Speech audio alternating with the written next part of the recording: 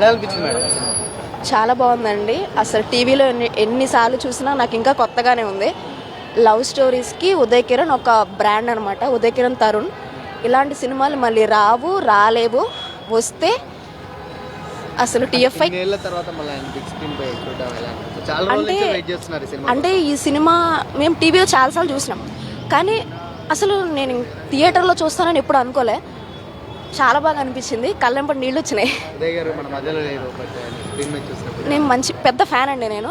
అంటే ఆ స్మైల్, మళ్ళీ ఇలాంటి హీరోస్, ఇలాంటి సినిమాలు రావు, వస్తే గ్రేటే.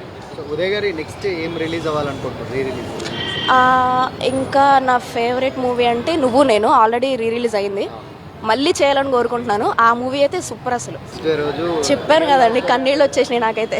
అసలు ఇంకొకసారి వెళ్దాం అనిపిస్తుంది. సినిమా మ్యూజిక్, బీజిఎం, ఆర్పి పట్నాయక్ బీజిఎం అసలు ఎంత బాగా తీశారండి. వా, అంతే అండి. అంటే మళ్ళీ అలాంటి సినిమాలు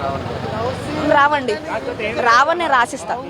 అసలు ఇలాంటి బీజిఎం, మ్యూజిక్, సాంగ్స్, క్లాప్స్ కొట్టారండి. మళ్ళీ క్లాప్స్ కొట్టే మూవీస్ వస్తాయా? రావు, అంతే.